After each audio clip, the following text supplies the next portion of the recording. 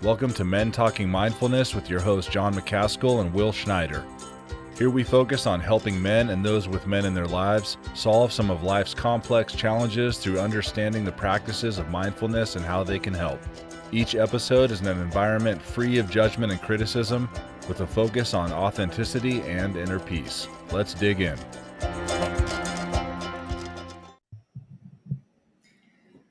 How many times does a coach tell an athlete to pay attention? Hundreds, maybe thousands of times. But how many times have they been taught how to pay attention? That's a quote from today's guest, Chad McGehee. He's the director of meditation training at the University of Wisconsin and founder of Inner Edge Meditation. Chad will help us understand today how meditation is enhancing athletic performance, but more on Chad in a moment. And I just want to say welcome back to Men Talking Mindfulness. We're so happy you're joining us today. Each week, my co-host Jon over there in Colorado Springs and I break down and demystify an aspect of mindfulness and make it meaningful to you. And once again, thank you so much for listening. We have some exciting announcements first. So Jon, it's great to see you. It's great to be back on the air with you. How are things? Oh man, they're great. It's been a wild few weeks, and looking forward to this next season. Great to be back here with you, and excited to get in this conversation about how meditation can enhance athletic performance, which, at first glance may not be super intuitive to kind of make that leap, but excited to get into that. That said, we do have, like you said, some great announcements to make. The first one being that we're going to actually do our first retreat. So Movement RX founder, Dr. Teresa Larson, who's been a guest on our show a few times. We're going to be teaming up with her and Movement RX to run this Men Talking Mindfulness Movement RX retreat in Durango, Colorado. So we're going to escape the chaos of life and enjoy a long weekend in scenic Durango, Colorado. It's a beautiful spot out there. We are tired of all the noise that life throws at us. So we designed this mindfulness retreat so you can start to rewrite your story and cultivate the joy you've been missing. Over these 4 days, you will learn what you are capable of as we explore through our community experience various methods of mindfulness, movement, and just plain old fun. So the retreat is September 16th through the 19th. That's a Friday through Monday. And by Monday, you'll leave the ranch feeling renewed, invigorated, and equipped with new tools to tackle life's challenges head on. And it gets better. After this incredibly insightful 4 days, we won't leave you stranded with all this enthusiasm and new knowledge. To keep your mindful going and growing, included in this retreat is a 4-week post-retreat integration program where we'll all meet virtually for the following 4 weeks and double down on the tools you've learned and work to weave these practices and insights into your daily life. So if you're ready to join us in person for an in-person retreat in beautiful Durango at the Colorado Trails Ranch, sign up and learn more. And we'll put the link in the comments, but it's mentalkingmindfulness.com/retreat. We only have 17 spots for this retreat. So if you snooze, you might miss out. So we definitely want to see you in person. That said, here's another thing. We got another announcement. We've opened up the MTM merch store once again. So this sale starts today, July 8th, and ends July 29th. So head to mentalkingmindfulness.com/merch to order your favorite MTM merch today. This sale includes the trucker hats that we've had in the past, the soft cotton t-shirts that we've had in the past. Here's the new stuff, the tank top and a special edition Super MTM t-shirt with the original Superman color scheme and the MTM logo. Again, the sale ends July 29th. So head to mentalkingmindfulness.com/merch and order yours today. All right. Wow, that was a lot of announcements. So let's bring our guest on. Here we go. All right. So our guest is Chad McGehee. Chad McGehee is a meditation teacher, scientific collaborator, and trusted coach working at the intersection of elite performance and meditation.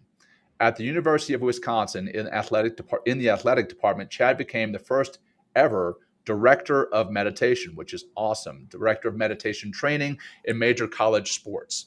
Chad is an honorary affiliate of the Center for Healthy Minds at UW-Madison, a member of Under Armour's Internal Human Performance Council, and co-founder of Inner Edge Meditation. Chad focuses on using meditation training for performance and well-being. Through his trainings, talks, and consulting, he supports individuals, teams, and organizations. Chad works closely with top performers across sport, law enforcement, education, and scientific research. His work is widely published in popular press and scientific journals. His work has been integrated into a range of environments, including K through 12 education, which I absolutely love seeing that, FBI SWAT teams, Fortune 500 companies, and elite high school and college athletics. He is passionate about bringing rigorous and accessible meditation training to life as strength and conditioning for the mind. All right. Welcome, Chad. Awesome to have you here, brother. Awesome. Appreciate it, guys. Love having this opportunity to talk to you and everything you've done, in your careers thus far, and looking forward to the conversation. For sure.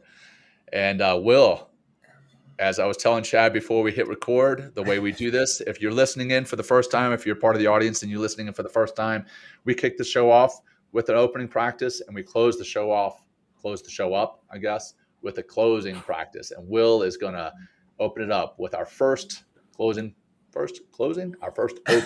I am all over the place today. I need grounding, man. You need some meditation, John.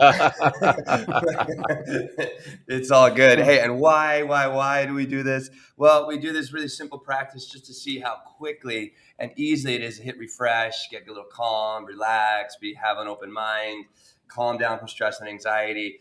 We're just going to come back and once again and do some simple breathing. So wherever you are, whatever you're doing, you can do this with your eyes open driving, or you want to sit down and close your eyes. That's awesome. We'll just ground your feet on the floor. Take a little moment, ground yourself. We'll start with a little exhale out the mouth. And help on those exhales to help release that stress out. Imagine it kind of leaving your body and dropping deeper into your feet or into your sit bones or both. And let's take a big giant inhale through the nose. And exhale out the mouth. Yeah, good. Big inhale. Try to fill the big balloon in your torso, and from the bottom, the middle, all the way to the top of the chest. Feel that lift. Take one more sip of air through the nose. And exhale out. Let's do a few more. This is called a double tap breath, right? So we're going to take a big inhale. Pull it in, pull it in, pull it in. Pause at the top for a moment. Take another sniff of air through the nose. And exhale out the mouth. Let it go. Nice, everybody. Let's do 3 more. Big balloon breath in. Keep going, keep going, keep going. Take that pause. Take that another sniff of air. And let it go out.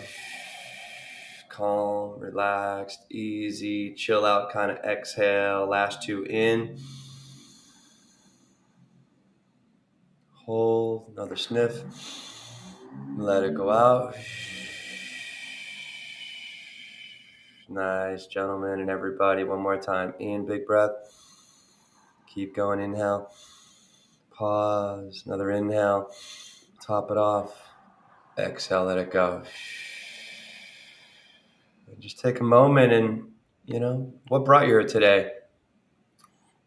Do you feel a little more peaceful? Are you a little more present? And when you're ready, maybe take some of those micro movements that we learned from Dr. Cohen. All right. Get some more energy back in your body and open the eyes if they were closed. And we are back with Chad McGehee. Chad, I'm so excited to talk to you. I was very, very, we had a little show call with you. Like, my God, it felt like months ago.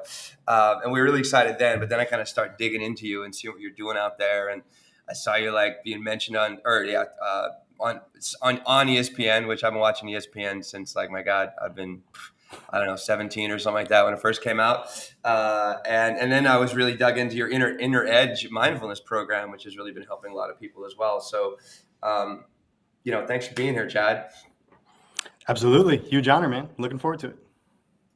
So tell us, so how'd you get into this work? Like, what was there a big revelation where you're like super depressed and kind of dropped into meditation and started teaching it? Like, what is your story that brought you here today, and how'd you get into this work?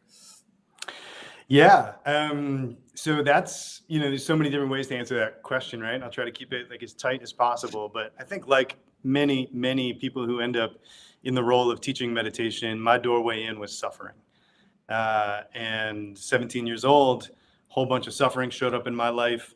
And I remember being in my parents' backyard and feeling like I had a choice, that I could run from it, I could hide from it, or I could find a way to go through it.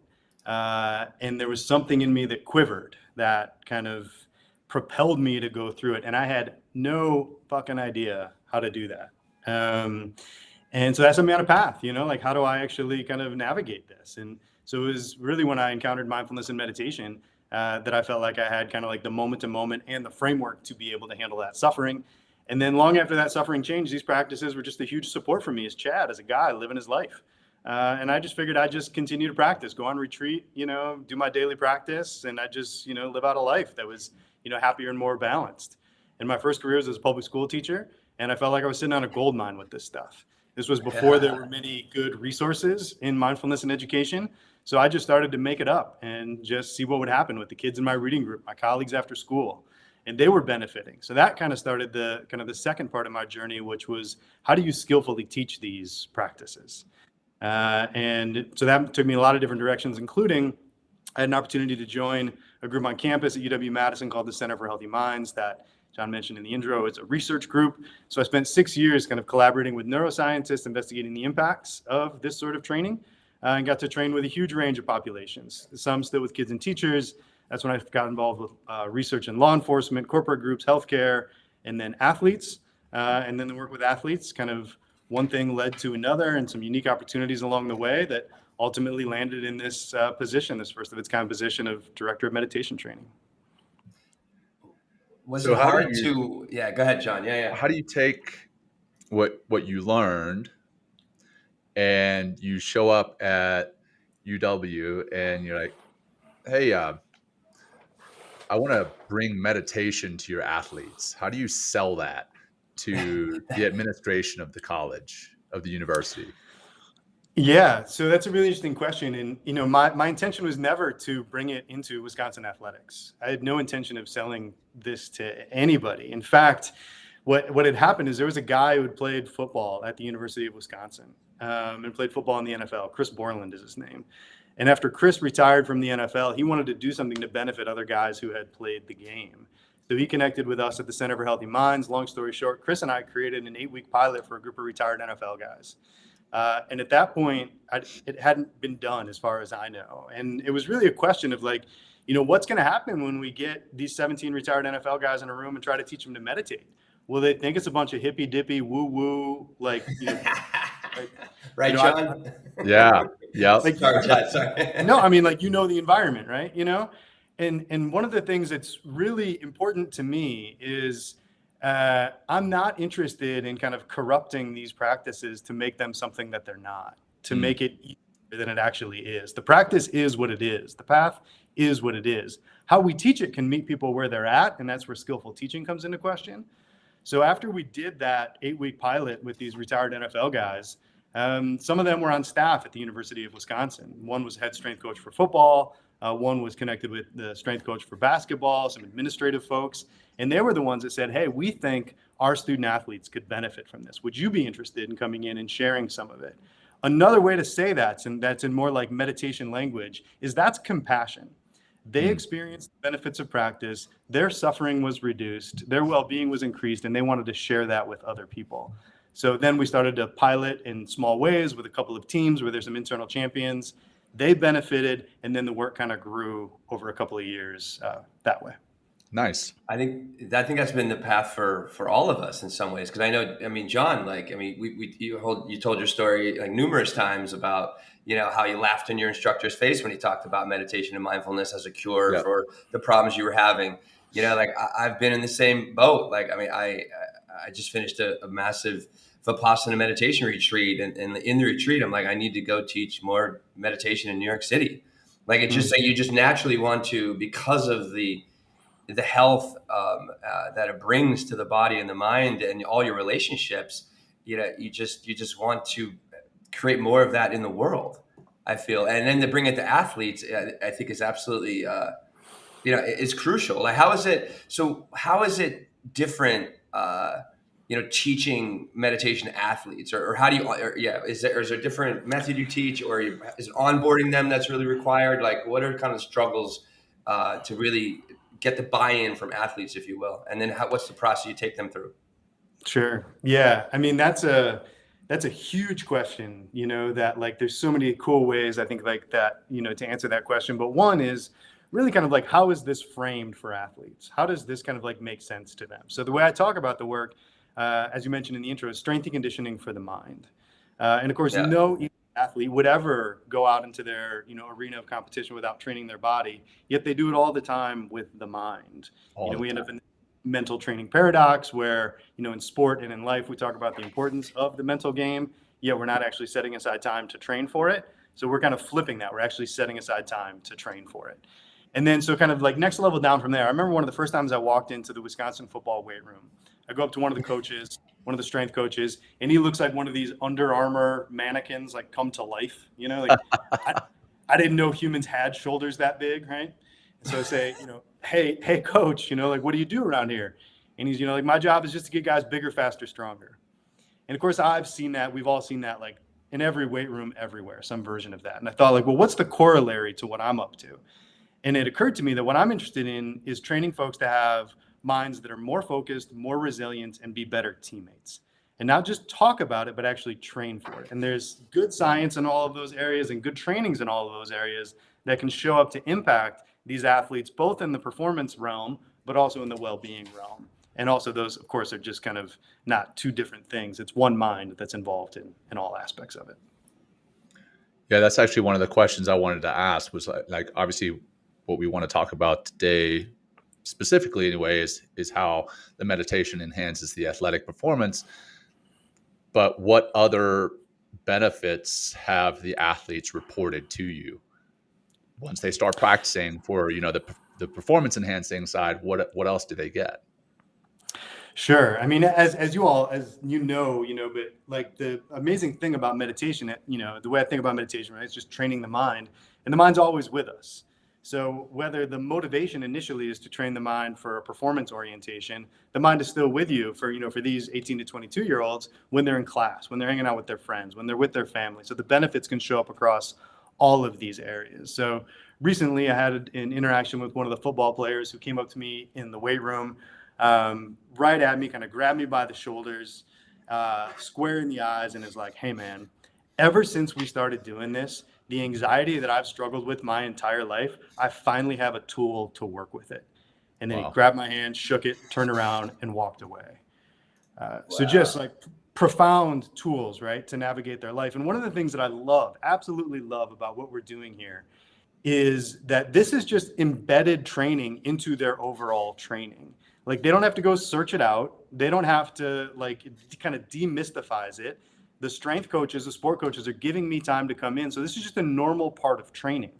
And so then those benefits can show up wherever they need to for these guys, right? And that's the way the practice works, right? Like the practice kind of goes where it needs to go for each individual.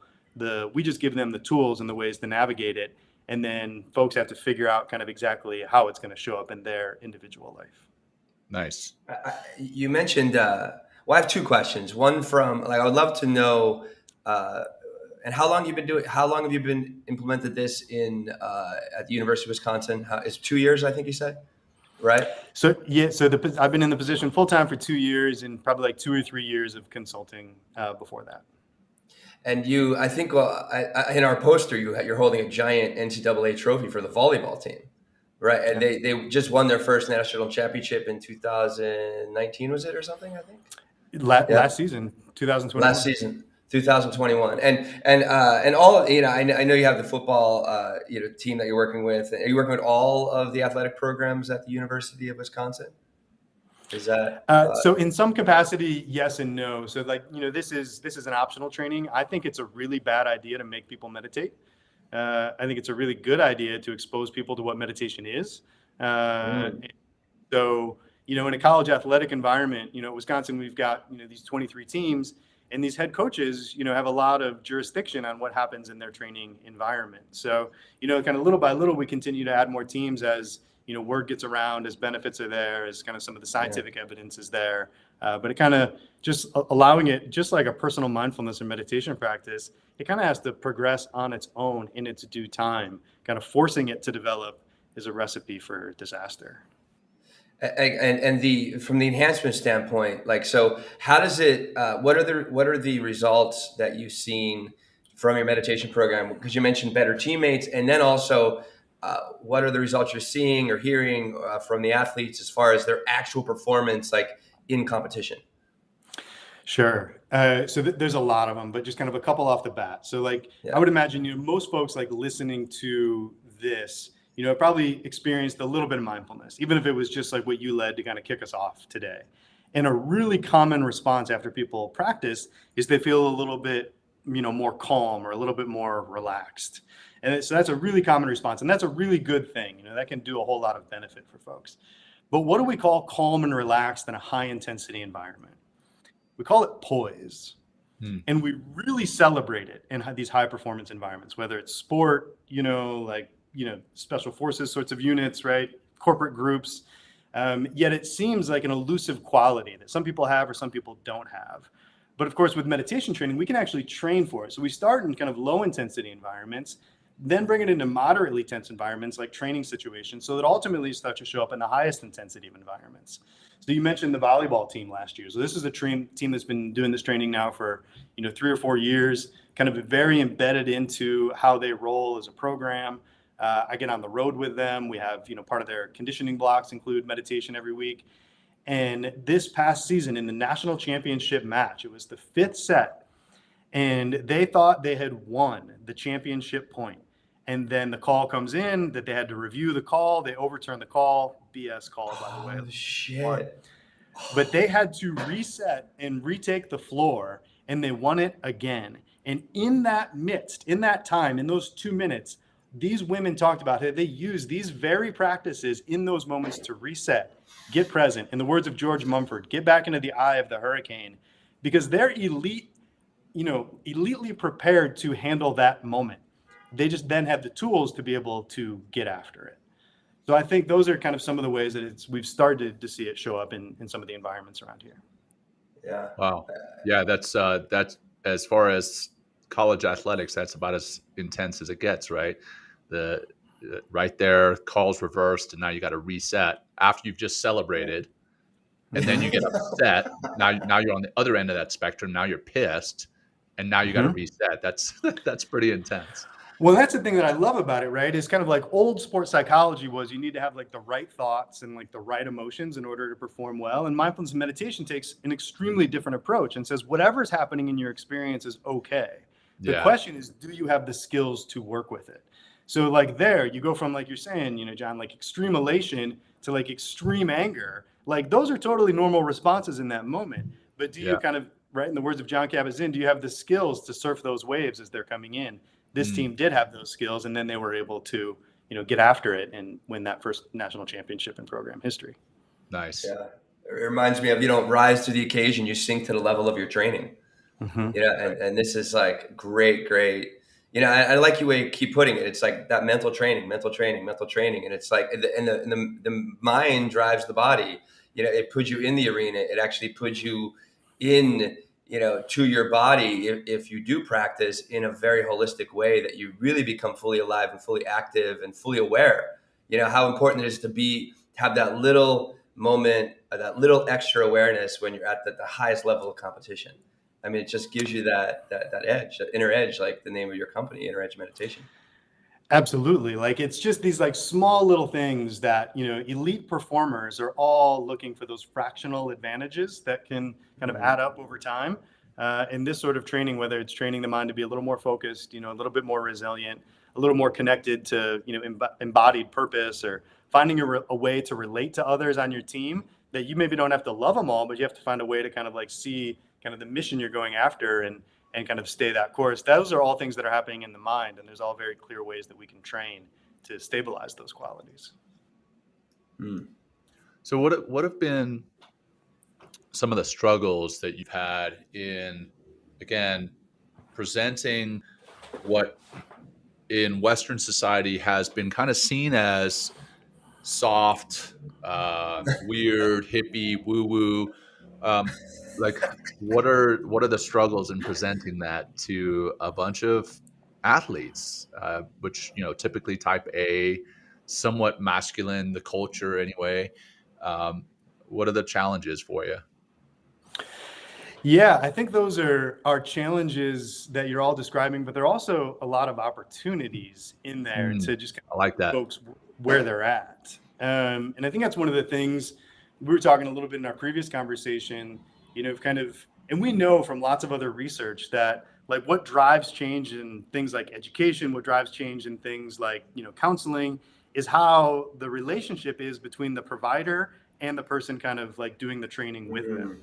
Yeah. I think having somebody in the front of the room who's a viable provider to them, right? Somebody who's, just like somebody who they feel like they can hang out with. I was a college athlete, like I've, not at this level, but had some of these experiences. And then, being embedded in a neuroscience group for 6 years, they can, all their skepticism, I love, because it's going to show whether or not there's something here to stand on or something not to stand on. So I think those like cultural factors are in fact opportunities for them to kind of get after this training in better ways. So I think some of the ways we've avoided some of the pitfalls of that are, one, we have really strong internal champions. So like when the first time I got in front of the football team here, the head strength coach who played in the NFL for 7 or 8 years, deeply respected guy on the staff, he had gone through this training himself, and he said, this stuff matters, guys. This stuff is really helpful. And so that keeps them open, right? And then we start doing it with the team, whether it was with football, or volleyball or basketball. And then some of these athletes start to benefit. And one of the patterns I see emerge oftentimes is some of the top performing athletes tend to experience the benefits sooner. I think there's probably a bunch of reasons why that is. But then when they experience the benefits, well, then they're kind of cultural drivers, in that situation. For example, around here, one of the football players early on, Jonathan Taylor, a great football player here, now in the NFL, like just having an incredible, first couple years in the NFL. After we finished one of the first practices, and it was a body scan practice, he said the way that he felt after that practice, that sense of relaxed alert that he felt, is the same way that he feels when he's at his best pre-snap. He knows his responsibility. He's not overthinking it. He can just be in the moment and then be responsive to whatever happens, right? And so for a guy like that to say that in front of the room, then all of a sudden it shifts for so many guys in the room. And then they go from being like, wait, what is this stuff? To being like, I want to experience what he's experiencing. Sure. Nice.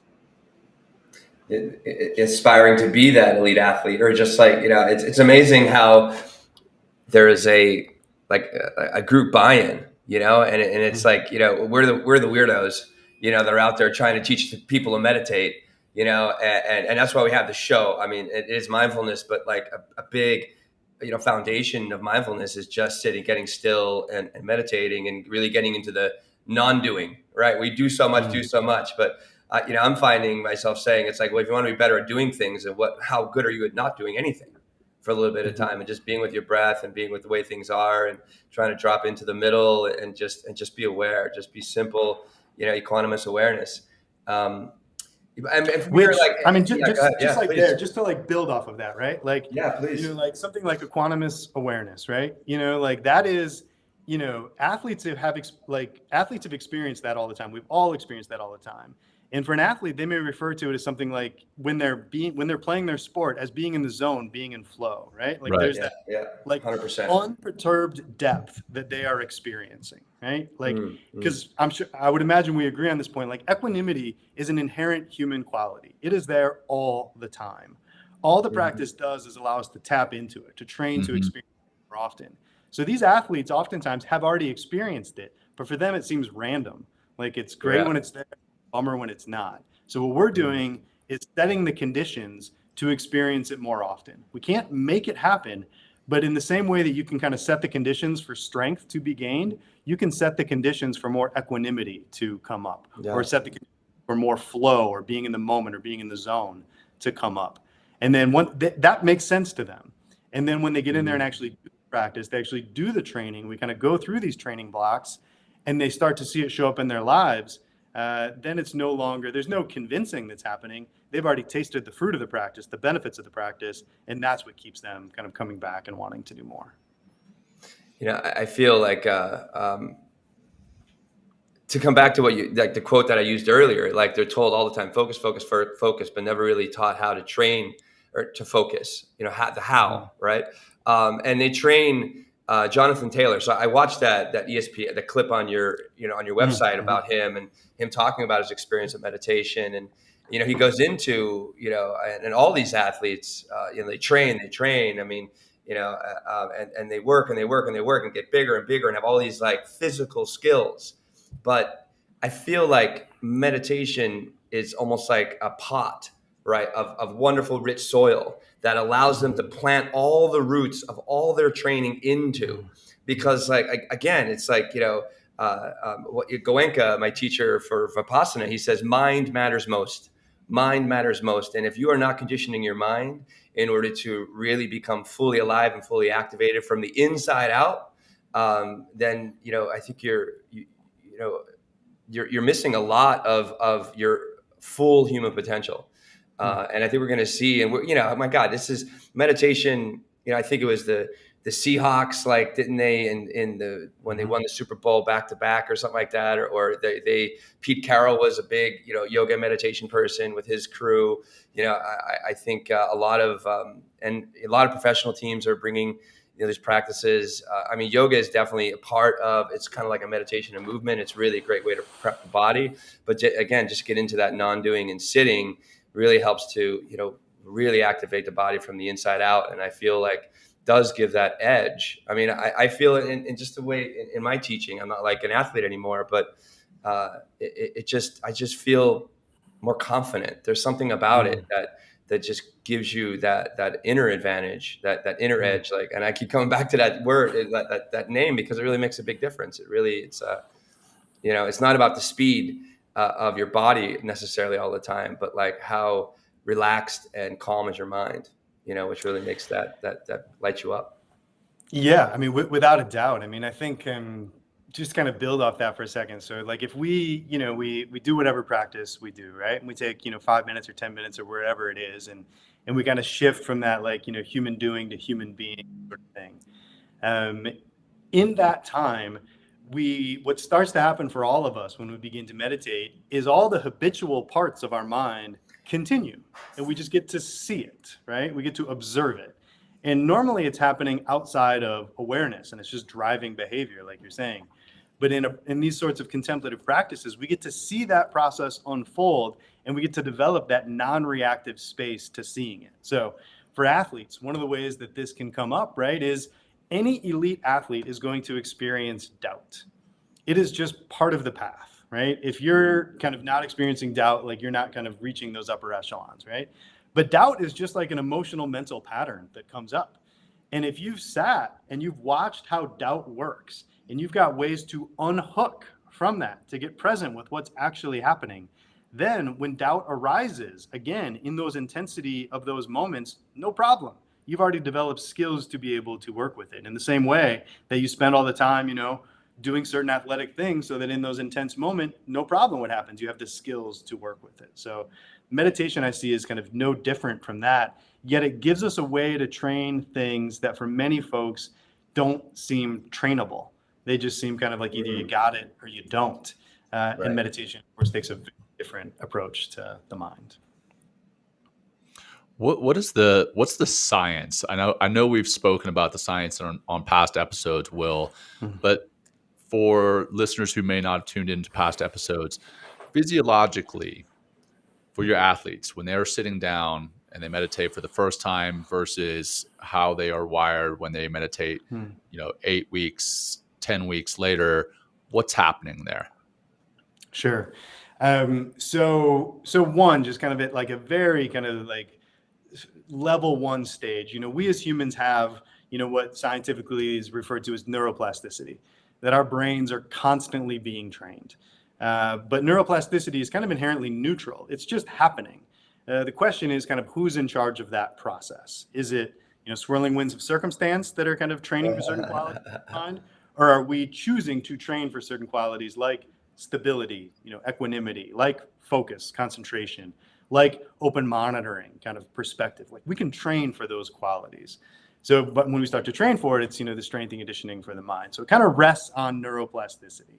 From there, there's really good scientific evidence that this sort of training can impact folks in a whole host of beneficial ways, on the physical side, kind of the emotional side, mentally, and of course, all of these are linked up.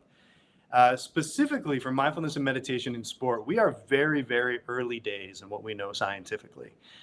So there's some evidence that these sorts of practices can affect things like focus, affect things like resilience, but we're still, figuring a lot of this out. So that's one of the reasons, around here, I think it's so important that part of the work that we're doing is integrated with scientific collaborators so that we can continue to add to the empirical evidence of what we know scientifically, especially at these more kind of intense levels of sport. A bunch of the research that's happened in sport environments before hasn't happened at quite these competitive levels. So Sure.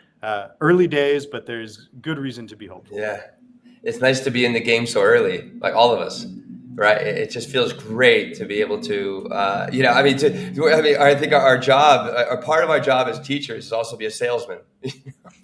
Just like, with the show with Jon and I, and I'm sure like Chad, you're going into these companies and, and sometimes you meet that resistance but it's like, and I love that there's more science and more empirical evidence and, continually being, researched and published about how incredibly powerful this is. And it's just a little slow for the West to get involved with this, where the East has been doing this for thousands of years. In your experience, what makes a good meditation teacher, or if you would, or how does that look like? What does that look like for you and your experience as well as a teacher and as a practitioner? Yeah, that's a really interesting question. So, I think I remember early days when I was first kind of teaching mindfulness and meditation. I got to collaborate with a woman named Catherine Bonus, who is one of the most skilled, wise teachers I've ever worked with, kind of a contemporary of Jon Kabat-Zinn. And I remember talking with Catherine after we had finished doing some teaching together, and I was kind of describing kind of what I was kind of doing in the class, like what was happening for me internally. And she said, that seems like a lot of effort. And she said, maybe explore just being what you're teaching. And that shifted things for me tremendously. That the qualities that we are trying to share with others, we have to embody ourselves. Or in the words of Chris McKenna from Mindful Schools, the intervention is the teacher's nervous system. And so that person, whoever that teacher is, taking that time to train for these qualities in an ongoing way is absolutely fundamental. Like there's no way anybody can teach meditation after doing a weekend workshop. Like they're not teaching meditation, they're teaching something else, maybe teaching a breath practice to self-regulate, which is great. Like that's a good thing, but that's not training the mind. It's something very, very different. So I think the teacher's personal practice is the biggest driver of change. Once that's there, then we can start to look at kind of skillful methods and frameworks and, curriculum choices. But without the personal practice, we're not going to be doing much. Yeah, it annoys me a little bit when I see Go ahead, Will. No, it annoys me a little bit out there in the public, like when I see oh yeah, become a meditation. Here's your meditation certificate, or become like a mindfulness. Here's a certificate. Like 4 weeks, you're an excellent teacher. I'm not gonna. I don't trust anybody. Yeah, it's really it's so true. Like, are you really embodying these practices and living the practice on a daily basis? And you could really just fall into teaching if that's what you want to do. It really, because it does. I love it. It comes from that effortlessness And part of that effortlessness is getting, I feel like meditation and these practices help to just get us deeper into our DNA, if you will. That's just loaded with incredible wisdom, but we have to get still and get quiet and take time every day to begin to access that wisdom. And then it just starts. And once you really get in there and really trust it and really gain confidence from it and live for that confidence, it just starts to, boom, can really just flow out of you in such a beautiful way. Yeah, I mean, even like at like a very kind of logistical level, I know when I was first starting to share these practices with anybody, with like kids, in my reading group or some colleagues, I was like scripting out my guided meditation. And then of course, like things like shift over time. Some of it's just comfort and experience. But then as my practice also deepened, what I'm doing when I'm leading a guided meditation, yes, I'm thoughtful about the audience and kind of like how to structure it to them, but I'm just describing what's happening internally. And so then I'm practicing with them as I'm leading the practice.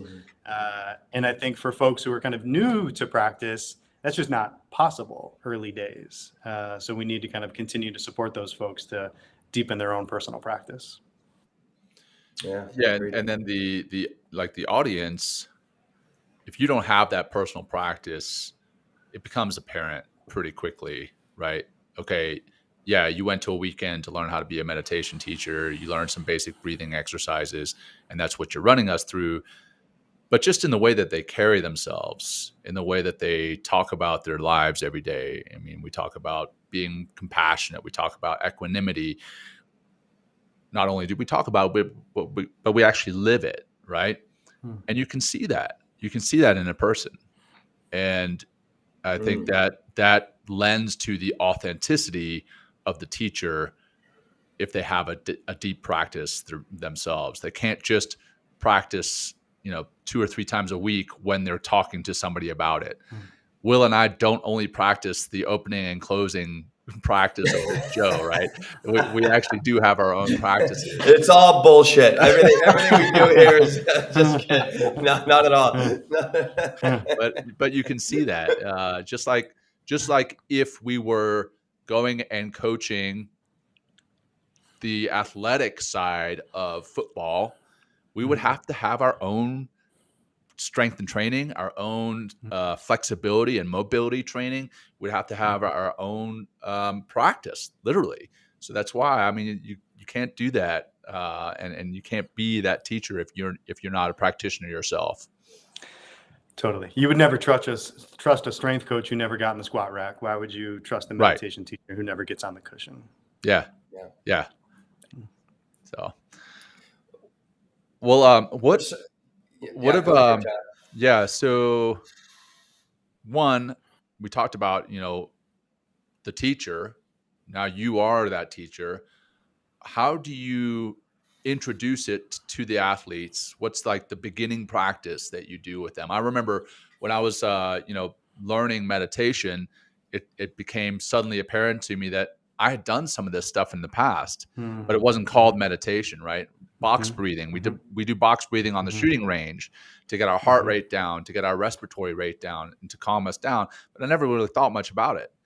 And now there's, the science that has shown me why we do that. And now I see that it is tied to mindfulness and meditation, or it can be. What are the initial practices that you teach, and how do you grow it from that initial practice? Sure. Yeah, I think you make a really good point, John, that like these qualities, many times folks have found other ways to train and experience, and they just called it something else, or they just kind of stumbled upon it. So I think it's really important that anyone doing this work doesn't come in thinking they have the answers. They may have a framework that's helpful, but this is an inherent, human wisdom that is there. So respecting that in the folks that, we have the good fortune to train with. So one of the ways that I show up in I think about this work really from like a skills-based approach. And the first skill that I think is kind of foundational in the work that I do, and I think this is really grounded in the science and it's grounded in kind of thousands of years of contemplative traditions, is training the skill of attention and having your attention be where you want it to be. Right? There's that famous Killingsworth study from Harvard where they sent people text messages. First text message is, what are you doing? Second text message is, what are you paying attention to? And they found that people are paying attention to what they're doing 47% of the time. Yeah. So half the time, right? Like, people aren't paying attention to what they're doing. So, and the science is also really clear that we can shift that number up, right? If it's 47, we get it to 52, 53, 55. And of course, these athletes know what that feels like. They know what it feels like to be sitting in film, trying to review what's happening, and then their mind wanders off to something that's coming later or coming earlier. Or to be, just to use a different sport, for example, to be on the 7th tee and still thinking about that approach shot on the 6th. That's just attention not being where you want it to be. So we get in there and we start to train attention, and there's lots of ways to train attention from a contemplative perspective. But one of the foundational ways is to use anchors, right? Like the sensation of breathing or sensations in the body. And we use these present moment anchors as something that we can train the mind to steady onto. And then pretty quickly, mind wanders off, no problem, right? That's the biggest myth and misconception, I think, of mindfulness and meditation, is that somehow folks think they're supposed to empty their mind or blank their mind. Right. Not possible. Right. Mind wanders off, no problem. You choose to bring it back. And then eventually we're kind of, through neuroplasticity, we're literally rewiring the brain to have that capacity of mindfulness, that capacity of meta awareness, inside of which we can regulate attention to be where we want it to be. So that once the mind has a little bit of stability, then that more stable, concentrated mind goes into film, goes into strength and conditioning, goes into practice. These are student athletes, goes into class. They're going to be more effective at all of those things. They just have a better mechanism that they're taking into those moments. And then it creates a foundation upon which, we can train for other qualities, like, a deeper sense of connection with oneself and with others, like a deeper sense of purpose. But I think that quality of training the skill of attention is a really powerful place to start. Yeah, it's the foundation of so much. Yeah, that's where Vipassana starts. Like when they do that 10-day, the first 30 hours, 3 days is samadhi. You're practicing samadhi, which is mental mastery. And the whole time, all you're doing is just paying attention as best you can for 1 hour each meditation, just the sensation of the breath in your nose. That's it. You just focus again, come back again, come back again, come back again. And it's like, it can get really maddening in there just doing that focus. But I know that I think it does helps me with the show. It just helps me wherever I am. And it just adds a level of comfort and confidence that's just like, there's something about being aware and being present and just kind of taking things in as they come, as they kind of flow in you or around you, through you, inside and out, that it's just like, this is the way things are supposed to be. And I have a question, because I can get really, I get very emotional as well. And what are some of the things that you would tell your athlete, like say an athlete like drops the game-winning pass, and he's been working with you and he's been meditating, or they're meditating with you, like how do you deal with those situations that maybe you have athletes that have a very strong emotional life and can really beat themselves down? Like how do you work in that way with these practices? Yeah, it's really interesting. So one of the frameworks that I use in the work that I'm doing here is, for anybody who's interested in being at their best, I think there's 4 areas that they need to get really concerned with. So one is behaviors, another is emotions, another is senses, and another is thoughts.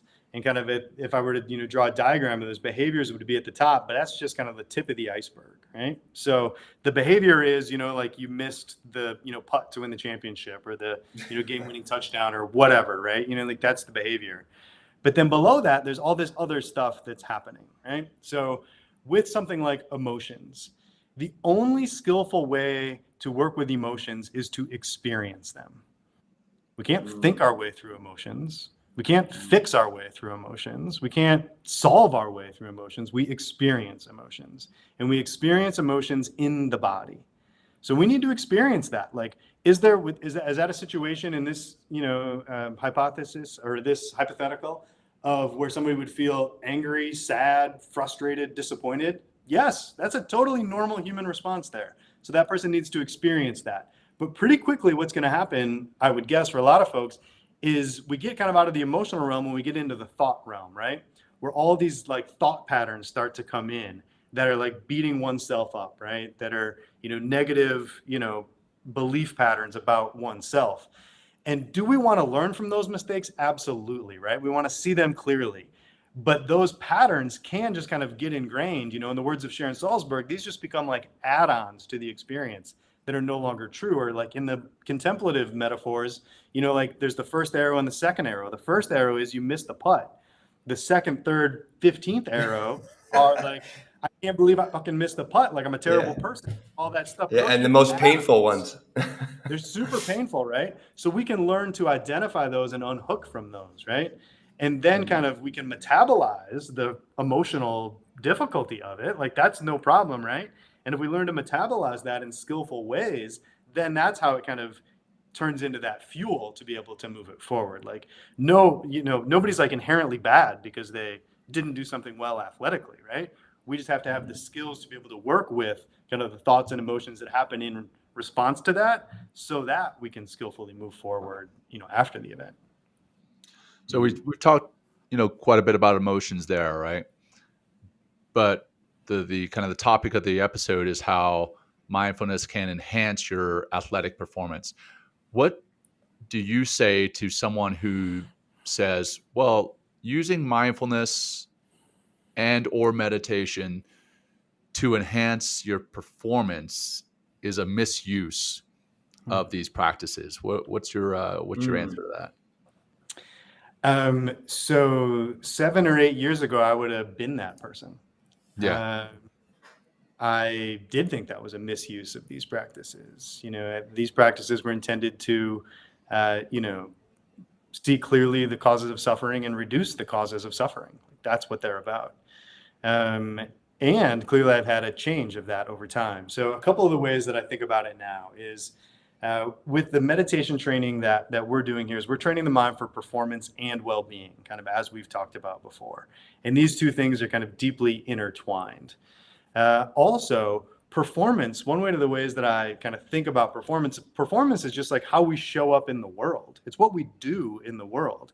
And, one of the contemplative frameworks that existed for thousands of years is view, meditation, conduct, right? So we have to have right view, we have to have right meditation, and we have to have right conduct. So conduct is just how you live in the world. It's your performance in the world. It's how I show up to meetings. It's how I show up with my kid. It's how I, interact with people when I'm walking down the street. And I meditate so that I can have skillful ways of doing that. And I need to have kind of the right view or the right framework so that I'm doing this so that it's in, my best interest and in the best interest of those around me. It's kind of supporting their performance. It's supporting their well-being. It's supporting them to flourish. So I think there's, the classic, counterexample to some of this stuff is, you're just training better sharpshooters. And that's not what I'm interested in doing. When I first joined the athletic department, I said, if you want somebody around here who's just going to help these people be better performers, I'm not your guy. I'm interested in training full people to be at their absolute best. Some of them happen to be elite volleyball players, elite golfers, elite swimmers. That's the behaviors that they're engaged in right now. And the doorway in for them may be more on performance, but then they get in there and they start to develop skills to work with emotions, work with thoughts, work with what's happening in their body. And those skills are generative and can start to show up for them across all domains and across the rest of their life. So I think it's, just an opportunity to meet people where they're at in a way that allows them to benefit from the practices now, and then they can continue to benefit them as their, kind of life unfolds and evolves in all sorts of ways, down the road. For sure. Beautiful. Yeah. It's additive, right? It's not one or the other. The performance enhancement comes to me, the way that I see it is that's a side benefit. You get all these other benefits, and performance enhancement is just an additional benefit. But it is a big one. So and I love the way that you phrased that, man. Awesome. Well, I think we got just a few more minutes. Will, I'll turn it over to you. I would want one last question. This is it. So what would you say to anybody who's listening that has only dabbled or has never tried meditation before? This is what would you say to them, Chad? Give it a shot. See what happens. I'm convinced that the magic ingredient in mindfulness and meditation is curiosity. We don't know what's going to happen. We don't know what's going to happen, in this conversation. We don't know what's going to happen in these next coming moments, but we can show up and start to investigate with a sense of curiosity. And I think that is the way to kind of move forward. One, to be like a happy, healthy human, but absolutely in a meditation practice. Just get in there, do a couple minutes, see what happens, see what you notice. Do you feel a little more concentrated? Do you feel a little more connected? Do you feel a little more purposeful? Great. Well, there's your data, right? That allows you to kind of take the next wise step. Or maybe you get in there and you realize like there's some other stuff that you need to tend to, right? Like meditation and mindfulness isn't the answer to all of life's woes. It's not, a panacea for everything, like maybe there's other parts of one's life that like they start to meditate and they're like, you know what? I actually need to just maybe like do some more exercise, right? Or I need to do, like sort some things out with some family members, right? Like mindfulness isn't the response to every problem. It's not going to get rid of everything, but it's a tool by which people, I think, can see what's happening in their lives more clearly. And then once we see more clearly, we can respond more wisely. Awesome. That's a great way to finish. Yeah, it is. Yeah, it is.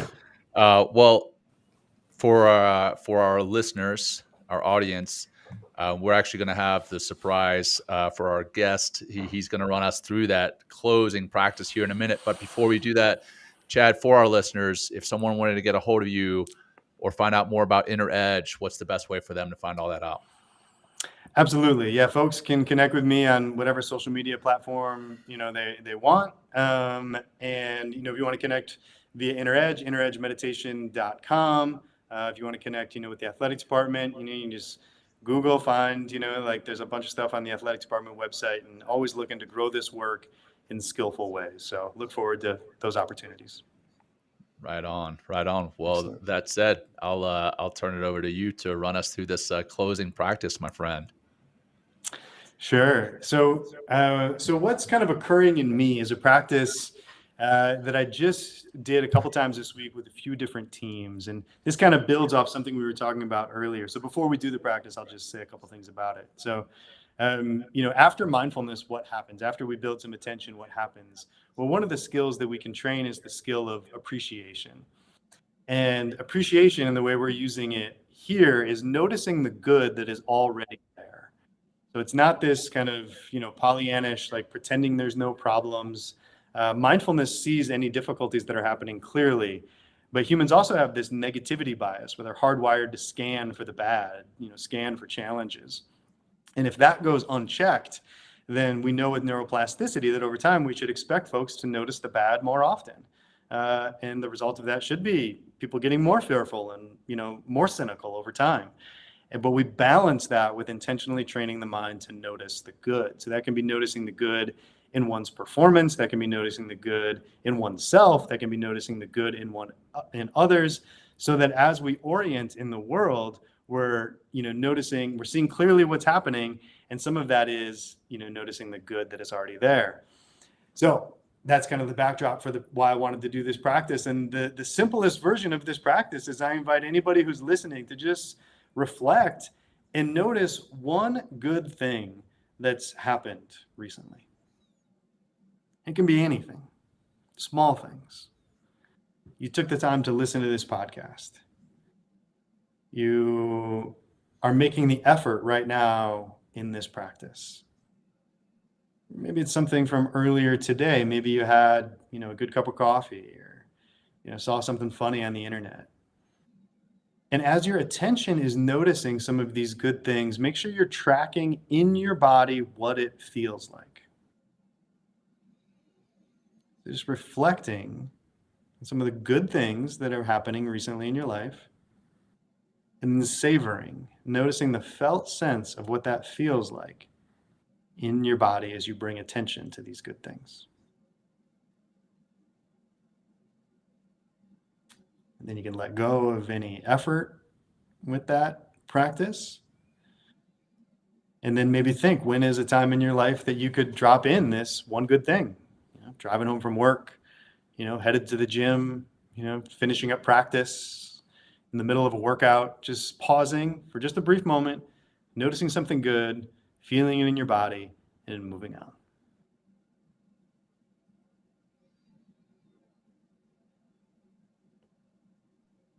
That's what I got, guys. Awesome. Thank you, Chad. I had I'll just tell you really briefly, and we'll close. Like we're done. I taught outside yesterday on the waterfront in New York, and my friends came down with their kids. And actually, my buddy's brother came down. He played live music on the waterfront in New York, which is amazing. I had like 10 or 12 students there, which was great. But then my friends brought their 2 kids down who they're like 2 years old. And they're like running through the class, and like I've known them since they're like 0. So it was just so much fun to, to have that entire experience, to be teaching yoga, to listen to this amazing live music and the handpan, and have all these kids and the joy, and I'll bring, I've been feeling that all day today. And thank you for reminding me more of that and bringing more of that to everything I'm doing. And Chad, I can't thank you enough for your time, your wisdom, sharing all this with us today, and also spreading more meditation in the world and to places that we don't think it fits, but quite well, but it does. And like I said earlier, we're all kind of on the forefront of bringing these practices to more and more people, and to more and more places. And I just overall, I feel this is going to just start to seemingly or like get rid of some of the absolute chaos that seems to be going on in the world right now. And thank you so much for Chad. Chad, anything else before we go? Thank you for the opportunity to join. And also, I think to both of you, for your practice leading up to this point and doing this work to kind of share the benefits of this in the world, so that, hopefully the wake that is behind us is a little less turbulent and a little more equanimous than it was before we showed up. Amen. Amen. Thank you so much, Chad. And for our audience, make sure you sign up for that retreat. That is mentalkingmindfulness.com/retreat, or buy our stuff. Dang it. That's mentalkingmindfulness.com/merch. And until next time, take care and peace. Peace, guys. Thank you, Chad. Joining us today. We hope you walk away with some new tools and insights to guide you on your life journey. New episodes are being published every week, so please join us again for some meaningful discussion. For more information, please check out mentalkingmindfulness.com.